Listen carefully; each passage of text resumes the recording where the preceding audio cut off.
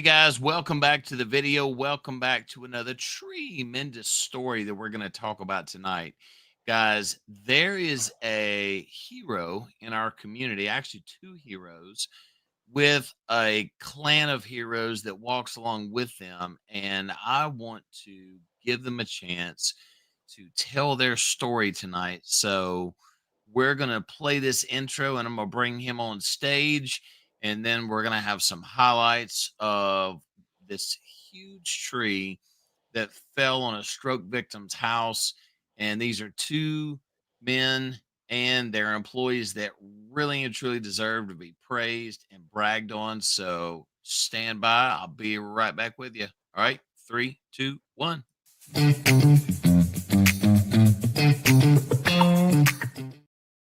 All right. Let me bring him on stage right now. Andrew, what's going on, man? Oh, not a whole lot. How we doing? Man, I'm doing pretty good. Um, Andrew, you called me. Well, how long's it been since you called me and told me about what happened? It was about a week and a half ago. Would That's have right. been last week from Thursday. So, my daytime job is a unique one, and I can always help where I can. But on this was a pretty interesting situation.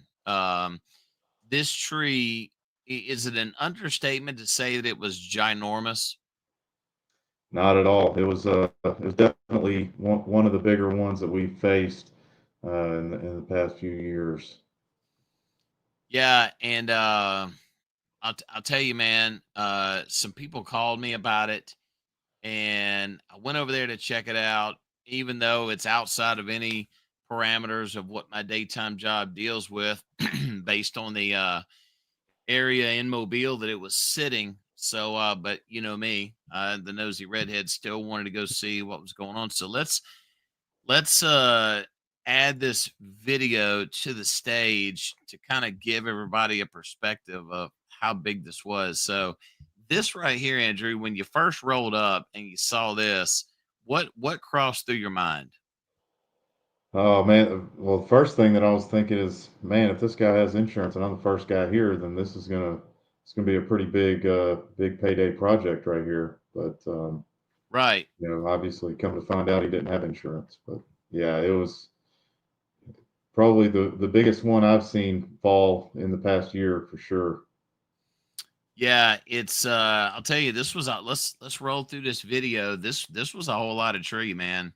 Um I mean, this thing, let's just pause that right there. So I got off work for the day, and you can see I went back and got my personal vehicle to do this, and I left my vehicle here to kind of show in perspective how big this tree was. Andrew, right in the center. So this entire half of this tree failed, right? Yeah, the larger half for sure. Yeah. So the video kind of gives a little bit better detail on it on this. And the man's tree, the man's car, you can see it poking on there. We did a circle and then we zoomed back down into it. You can see me standing right there. So yeah, his all right. So this is what they call a codominant stem tree. And if Andrew comes out to your yard and has a tree like this, and if he recommends that you reduce or deleverage your canopy, listen to him. Because on something like this, Andrew, how often do you find a tree that fails in a yard due to just not touching it for a long time? Most of the ones that do fall are due to poor maintenance for sure.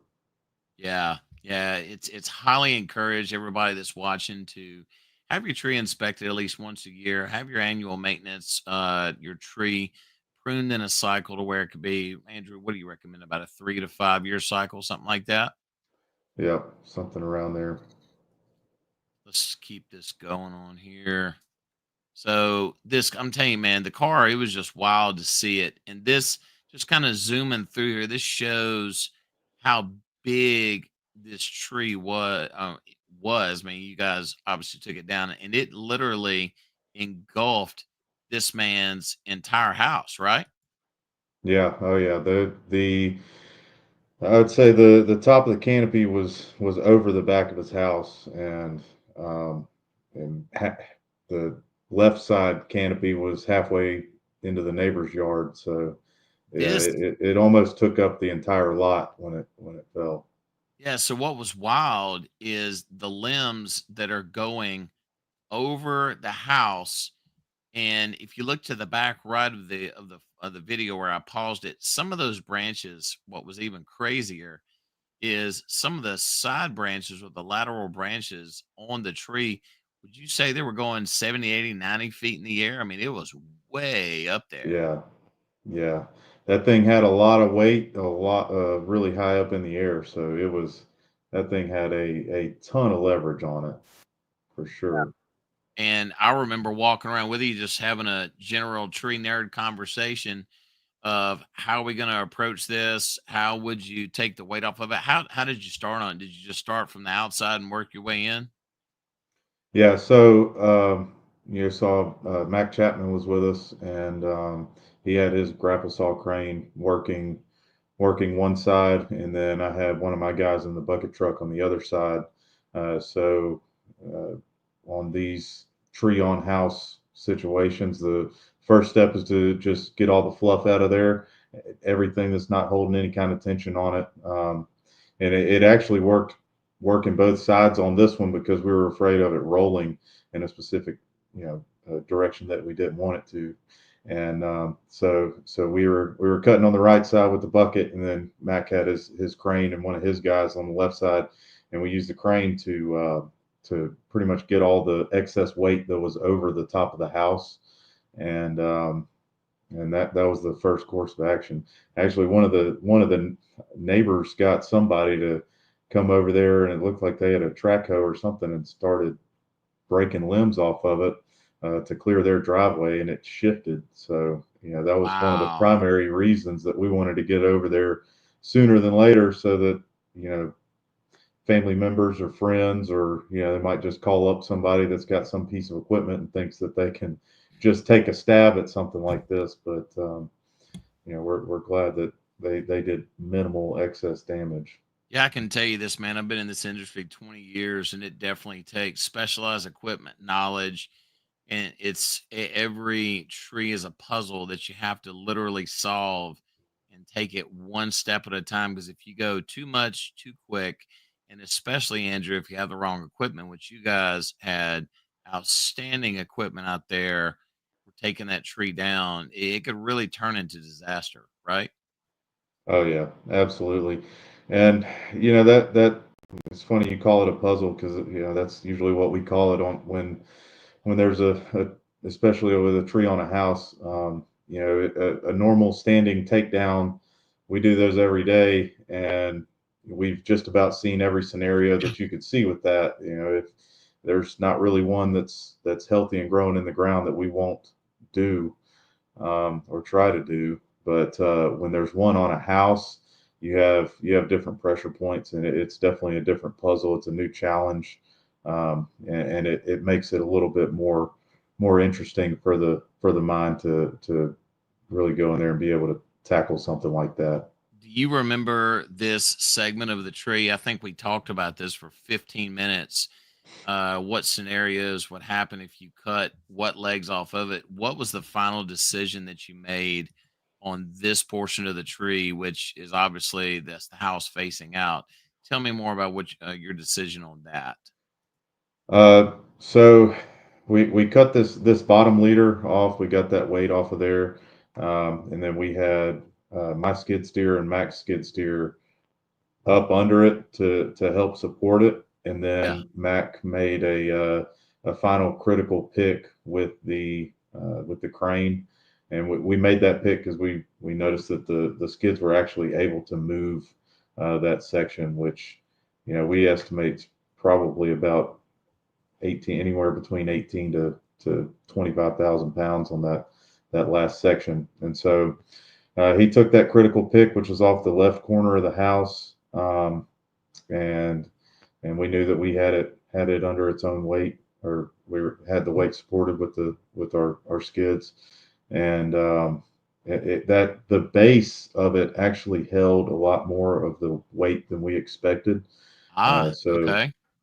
so it actually had some holding wood, and once we took a large pick off of the end of what was freestanding, that trunk section was actually holding its own weight under the holding wood that was left. So we actually had to make a cut at the stump to get that final piece all the way down. Interesting. So by this point, when I came back to check on you guys, you pretty much had this thing whipped. Yep. Yeah. So that's Chad right there in the bucket. I think our next course of action there was those smaller leaders. We were able to lift that up with the skid and saw that we could at least reduce the tension. We always like to do a little bit of a check to see how much tension we can release, before we just go cutting something. So Right. we got all those smaller leaders out right there, and then uh, cut that larger one off the top with the crane, and yeah, then we were just left with that one leader that had the car pinned down. And we actually pulled the car out. Um, we pulled the car out with the skid, and were able to drive it out of the driveway, get Whoa, it whoa, out of the whoa. way. That car that was suspended in air, you were able to drive it out? Yeah, yep. It drove. It had some axle issues, but it drove out of there, and then Right. we were able to get into our final crane setup right there. That is Um, crazy. Wow. yeah, So, and again, I want to drive this home to everybody. This is not one company. This was two companies. It was Azalea City Tree Care and Mobile Land and Tree. You guys formed what I like to call a super crew and brought yeah. Andrew. Did each company bring all their equipment out there? Let's. Matt didn't bring all of his. I didn't bring all of mine. We each brought our bucket truck and skid steer, and then Mac brought the Hiob grapple saw crane that you see there. Which Yeah. I want to point out for a job like this, having that knuckle boom with that static claw on it is Yeah. it's a game changer versus a conventional stick crane. You have a lot more control on being able to hinge pieces off into a certain direction and relieve What you're tension and things saying like is that. kind of like Jim Carrey from the movie days. Nothing can stop the claw. Yeah, exactly. Um, and Mac's got a lot of experience. He did a lot of work with that crane after Hurricane Helene, and he's seen dozens and dozens of these scenarios. So he was on his A game with this one, and we could not have done it without him. Definitely couldn't have done it in a day. Having two crews there, I mean, we really, I think we surprised each other on how well we blew through that. But, Yeah, and so this was the final leg of the tree, obviously. So you're saying there was some holding wood here. So that's one of those unseen blessings. That's really, really good to discover that. mhm. That's good. So okay, so you took the leverage off the tree, and then after that, with the right equipment, which you guys and Mac obviously have, you were able to handle it. That's pretty neat. I wanted to make sure to show this that Mac was standing on a raised platform on the back of his truck, or that's actually on the crane itself, operating it via remote, which was pretty cool to Mhm. watch. Yeah, and that's another one of those things that's, you know, it's almost necessary in a situation like this because if you have somebody that's locked into a cab on a crane or sitting on controls on the truck, that remote gives him the ability to walk 360s around where he's working and really get a visualize get it if he's got to get right up close on where we're about to take the pick. He knows how much pressure to to give in or out or left or right, and yeah, that remote's almost necessary for this kind of storm work or emergency work. That's really really cool. Let's see what else do we find on here. Uh, so this is the part that I wanted to really get over to. So who is this in the bucket right here? That's Chad Mears. Yeah, so That's I my wanted to get to my this right part hand right man. here. Yeah, and I'm gonna tell you guys, there props to you, Andrew and Mac. I know you couldn't make it to the live tonight, but props to you also, man. You guys did not have to do this. This was a very expensive favor to do, and it shows a lot about the character of both of you. Um, that you will definitely be blessed from doing this. But there's their two companies. I want to make sure to capture that at the end of this. Andrew, I'll tell you, man, I drove back by again the next day, and it's y'all cleaned everything up quite well. Did the gentleman ever find a way to get his house fixed? Uh, we put him in contact with a few folks that were acted like they were willing to help. I haven't followed up with him on that. I know the news shared that there was a GoFundMe for his home repairs. Let me see if I can find that real Yeah, quick. But it's keep on the going. yeah, it's on the I believe NBC 15. If you find that article, the Okay. link to his GoFundMe should be in there. But yeah, the I believe that there was a couple of guys that we Anybody had that's needs watching to. us, see we have 7 people watching. If you can find the GoFundMe link before me, share it in the comments, please. Oh, you were talking about the cleanup. Yeah, we had Nick Pratt, his company Hauling Away handled all the disposal for us, and he's got Okay. those So huge there's a debris third company trucks. involved. Okay. Yes, yeah. So he got in contact with him through one of my colleagues, and he we told him the rundown of what was going on, and he was more than happy to help. He does a lot of the debris removal and FEMA FEMA contracts, things like that out of town. And we haven't had a big major hurricane yet, so he had some assets that he could help us out with. And I mean, that's where the cost would have really racked up for us, and that's where we were able to save a ton of time because if it was just me and my one crew or Mac and his one crew and we had to haul everything, I mean, it would have been a 2 full day deal. And having two crews there, I mean, we just cut everything in half. Well, I'm I'm looking through Facebook right now, but I don't want to keep the video lingering on. But I'll put the link to the GoFundMe in the comment section, and I'll put it in the video description. But Andrew, thank you for agreeing to come on tonight, man. God bless you guys. It shows the character of all of you, and stick around till after this. Do you have anything else that you want to say? Not much. If anybody that watches this needs some help on their some tree work around the house, give us a call. Or Mobile Land and Tree couldn't have done it without him. We just hope that everybody gets their trees looked at before it's too safe. Nobody wants to be caught in this situation. But if you do, you can give us a call. Awesome.